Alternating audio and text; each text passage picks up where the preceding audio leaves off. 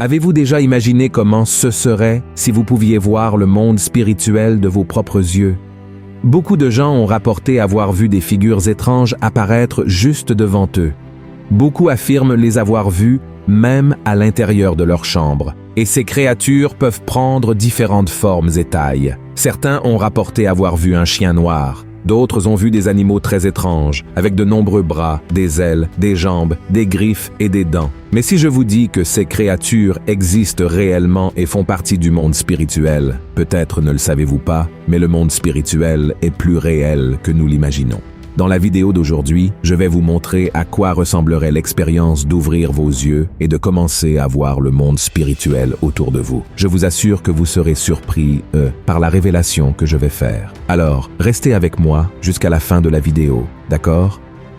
Avant de commencer, je vous demande de vous abonner à ma chaîne. Voyez le bouton rouge « S'abonner » sous la vidéo? Cliquez dessus, puis une cloche apparaîtra. Il est très important que vous cliquiez sur cette cloche et sélectionniez l'option « Toutes » pour recevoir toutes les notifications des prochaines vidéos que je publierai. D'accord? Alors, allons-y. Nous, les chrétiens, croyons qu'il existe un monde physique qui est visible et palpable, et il existe également le monde spirituel, où nous ne pouvons ni voir ni toucher, et c'est là que résident les êtres spirituels. Si vous ne le savez pas encore, il existe une énorme quantité d'êtres spirituels, tout comme nous en avons une grande quantité dans le monde physique. Les scientifiques affirment qu'il existe près de 9 millions d'espèces de créatures vivantes dans le monde entier. Maintenant, pouvez-vous imaginer une quantité similaire dans le monde spirituel? Beaucoup pensent qu'il n'y a que quelques anges et démons, mais la vérité est que nous parlons d'un royaume et un lieu d'autorité et de pouvoir. Par conséquent, nous pouvons affirmer que le royaume spirituel compte des millions d'esprits qui gouvernent et possèdent des pouvoirs surnaturels, et tout ce qui se passe dans le monde spirituel a des répercussions ici sur Terre. De même, nos actions ici interfèrent dans le monde spirituel. Je sais que beaucoup de gens imaginent le monde spirituel comme quelque chose d'effrayant et de terrible. Ils imaginent des créatures étranges se déplaçant et courant partout. Mais saviez-vous que le monde spirituel est situé juste devant vous?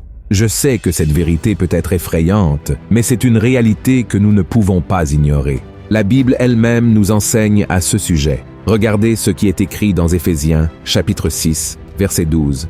« Car nous n'avons pas à lutter contre la chair et le sang, mais contre les dominations, contre les autorités, contre les princes de ce monde de ténèbres, contre les esprits méchants dans les lieux célestes. » La Bible nous révèle qu'il existe des catégories de pouvoir et d'autorité dans le monde spirituel. Cela signifie que tant les anges que les démons détiennent des titres de prince et de puissance, attribués en fonction de leurs fonctions.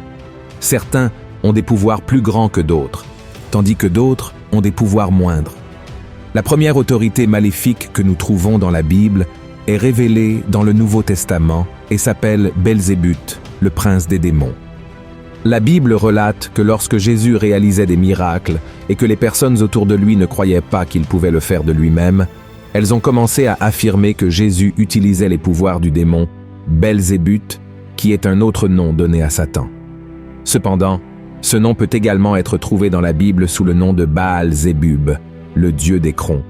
Écron est une ville située au sud-ouest de Canaan, et les théologiens affirment que Baal-Zébub serait un démon dirigeant cette ville, doté de pouvoirs de guérison.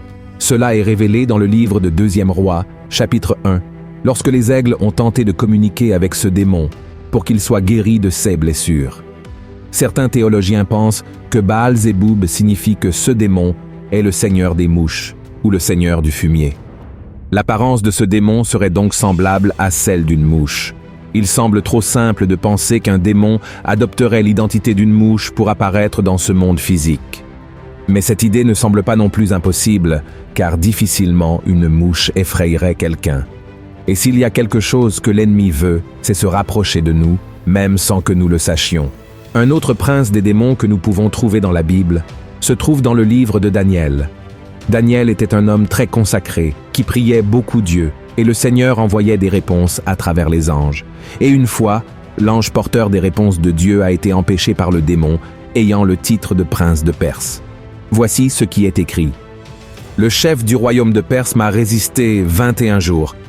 Mais voici Michaël, l'un des principaux chefs, est venu à mon secours, et je suis demeuré là auprès des rois de Perse. » Dans ce passage de la Bible, il est très clair que les anges et les démons sont constamment en lutte les uns contre les autres, et nous aussi. Lorsque nous prions, nous nous retrouvons face à face avec l'ennemi, essayant d'empêcher les réponses de Dieu de nous parvenir. C'est pourquoi il est si important de persévérer dans la prière. Il existe une autre catégorie de démons qui portent le titre de roi. La Bible nous met en garde contre le règne des ténèbres, contre les gouvernements et les autorités spirituelles du mal. Ils contrôlent non seulement ce qui se passe dans le monde spirituel, mais aussi dans le monde physique. Ces créatures démoniaques utilisent toujours des personnes éloignées de Dieu, qui donnent des ouvertures à travers des péchés et font en sorte que d'autres s'éloignent également de Dieu. Mais la bonne nouvelle est que si nous avons Jésus comme notre Seigneur et Sauveur, nous sommes du côté du vainqueur. Et la Bible dit dans Romains, chapitre 8, qu'il n'y a rien dans ce monde, ni les pouvoirs, ni les autorités démoniaques, qui pourront nous séparer de l'amour de Dieu. Je sais que vous pouvez être effrayés par ces descriptions de démons, mais je veux vous dire que, tout comme il existe un règne du mal, il existe aussi un règne des anges. Et l'un de ces anges s'appelle Séraphim. Le Séraphim est un ange de Dieu et est cité plusieurs fois dans la Bible. Regardez ce qui est écrit dans Ésaïe, chapitre 6, au verset 2. « Des séraphins se tenaient au-dessus de lui. Ils avaient chacun 6 ailes, 2 dont ils se couvrèrent la face, 2 dont ils se couvrèrent les pieds, et 2 dont ils se servaient pour voler. » L'autre type d'ange décrit dans la Bible est l'ange chérubin. Généralement, ces anges remplissent la fonction de gardien et de protecteur, et selon la Bible, les chérubins sont connus pour être des anges gardiens. Dans Genèse, chapitre 3, verset 24, il est dit que Dieu a placé des anges chérubins dans le jardin d'Éden avec une épée flamboyante pour protéger l'arbre de la vie. Mais à quoi ressemble-t-il ? La Bible nous le révèle dans Ézéchiel, chapitre 10, où ils ont 4 visages. Le premier visage était leur propre visage, le deuxième visage était celui d'un homme, le troisième d'un lion et le quatrième d'un aigle. Un ange avec des épées de feu se déplaçant avec 4 visages. Cela semble être une vision impressionnante. En réalité, le travail des chérubins est de protéger tout ce que Dieu ordonne. Et leur apparence peut même être un peu effrayante.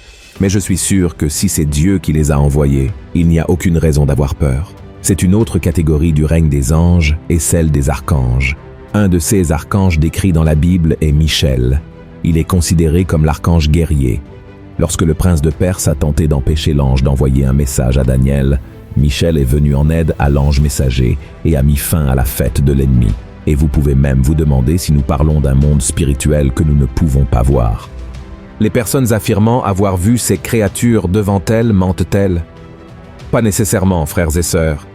Bien sûr, beaucoup inventent des choses. Beaucoup racontent quelque chose qu'ils n'ont pas vu, mais dans la Bible, beaucoup ont réussi à voir ce qui se passe dans le monde spirituel. Et si cela s'est produit dans le passé, rien n'empêche que cela se produise aussi de nos jours. Par exemple, le prophète Élisée et l'un de ses serviteurs ont été parmi les privilégiés de la Bible qui ont pu voir de leurs propres yeux. La Bible relate qu'à l'époque où l'armée syrienne avait été envoyée pour arrêter Élisée, ses serviteurs avaient peur parce qu'ils voyaient dans le monde physique une grande armée approcher. Mais Élisée était calme, car contrairement aux autres, il pouvait voir le monde spirituel. Il avait déjà vu de ses propres yeux qu'il était protégé par une armée spirituelle et a prié pour que Dieu révèle cela aussi à l'un de ses serviteurs. Regardez ce qui est écrit dans 2 Rois, chapitre 6. Élisée pria et dit « Éternel, ouvre ses yeux pour qu'il voie. » Et l'Éternel ouvrit les yeux du serviteur, qui vit la montagne pleine de chevaux et de chars de feu autour d'Élisée. L'armée syrienne approchait avec des chevaux et des chars dans le monde physique, mais l'armée dans le monde spirituel autour d'Élisée était composée de chevaux et de chars de feu. Nous pouvons donc affirmer, avec ce verset, que le monde spirituel peut avoir la présence de nombreuses choses similaires à celles de notre monde physique. Si la Bible parle de chevaux et de chars, mais couverts de feu, il est certain que le monde spirituel peut être très semblable au monde que nous pouvons voir, mais avec des éléments de puissance et des manifestations surnaturelles. Et seriez-vous prêts à être témoins de ces choses? Frères et sœurs, nous pouvons influencer le monde spirituel par nos prières. C'est pourquoi la Bible nous encourage à prier en tout temps. La Bible dit que Dieu est esprit et qu'il est assis sur le trône au-dessus de tout.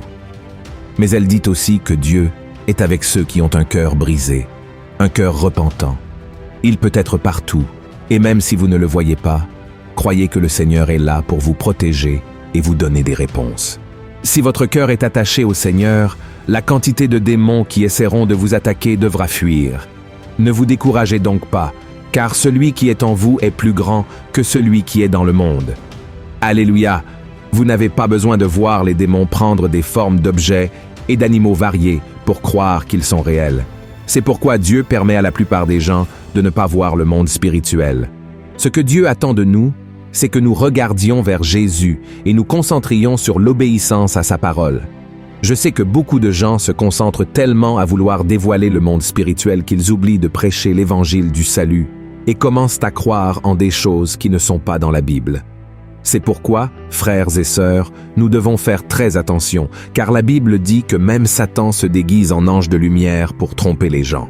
Par conséquent, soyez toujours très prudents avec ce que vous voyez, avec ce que vous entendez, et appuyez-vous toujours sur la parole de Dieu. Amen. Frères et sœurs, combien il est bon d'étudier ce que la parole de Dieu nous révèle sur les choses autour de nous. En réalité, nous n'avons pas besoin d'avoir peur, ni de nous inquiéter, car Dieu lui-même ordonne aux anges de nous garder dans tous nos chemins, comme il est écrit dans le psaume 91. Amen. Si vous avez aimé cette vidéo, je vous prie de la partager avec vos amis et votre famille et de vous abonner ici à ma chaîne. Que Dieu vous bénisse et à la prochaine vidéo.